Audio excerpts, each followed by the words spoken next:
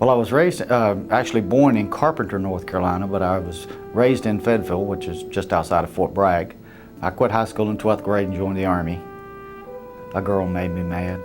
I said I'd show her, so I joined the Army. Went to basic training at Fort Bragg and then with the jump school at Fort Benning. Moved up to Fort Campbell in September and left in December to go to Vietnam. We landed at Tan Son Nhut and they had a mortar attack just as we landed. I was 19 years old. What's this? What's going on? It was a very interesting welcome. Sergeant Robert Patterson joined the Army before he was old enough to vote, drink, or attend college. But not long after, on an unassuming spring day in 1968, Patterson and his young comrades would receive a bitter education on the front lines of Vietnam. The action was May the 6th of 1968. Well, it was a typical morning. We got up, received our mission. It was to go out and do a recon on this village and find out what was really in there. I think we all kind of felt there was something more than what we were actually told that was going on, simply because instead of just a platoon, we had not only our troop, but 2 more troops on line with us. I actually started to sweep about 7:30, 8 o'clock in the morning and started moving through the area, and it was at the afternoon before we ever made first contact. At that point is when all hell broke loose.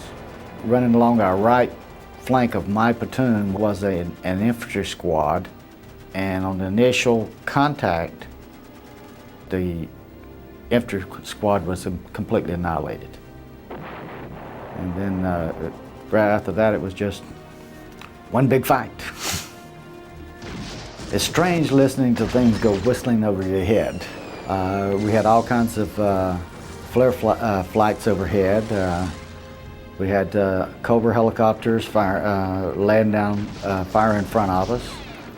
And the area we were in, there wasn't a whole lot of cover to get behind. We got hit and the platoon was pinned down.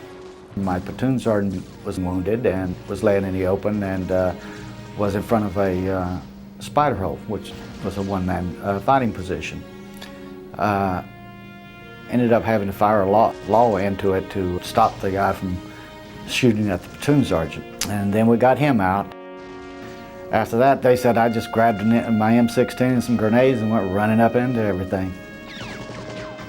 I honestly cannot recall a single thing. Everything else is just a blank blur.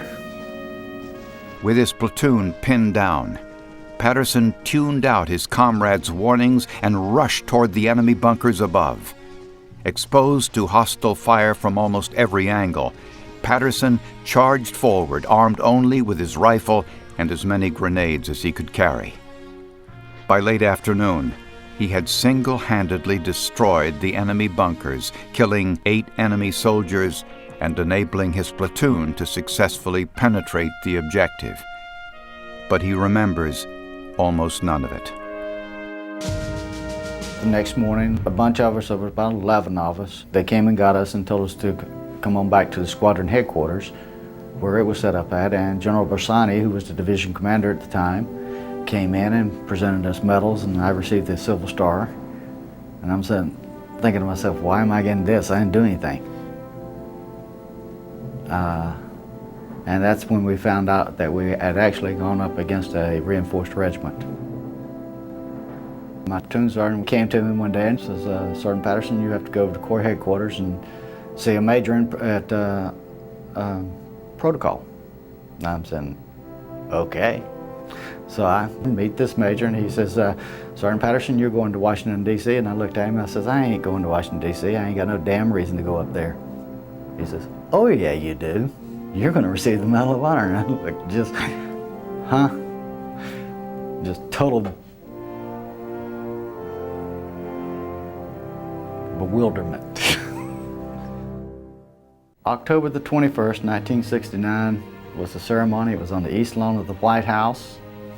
There were 4 of us there: Pat Brady, Jack Jacobs, Sprayberry, and myself, and I was mad because they made me take my jump boots off.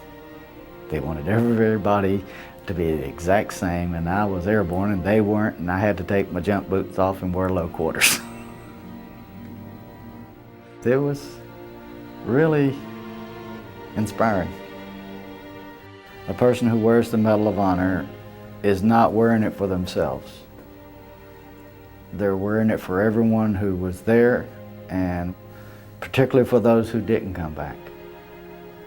It is much harder to wear that ribbon than to earn it.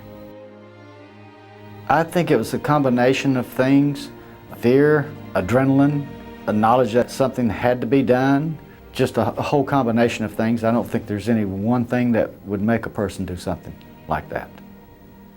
You just learn that you're depending on them, they're depending on you, and it's like when you're growing up, you have friends, and as you get to know the friends better, you get closer to them and everything. It's the same principle. I'm there to take care of him, he's there to take care of me. As long as we both do what we're supposed to, we'll be okay.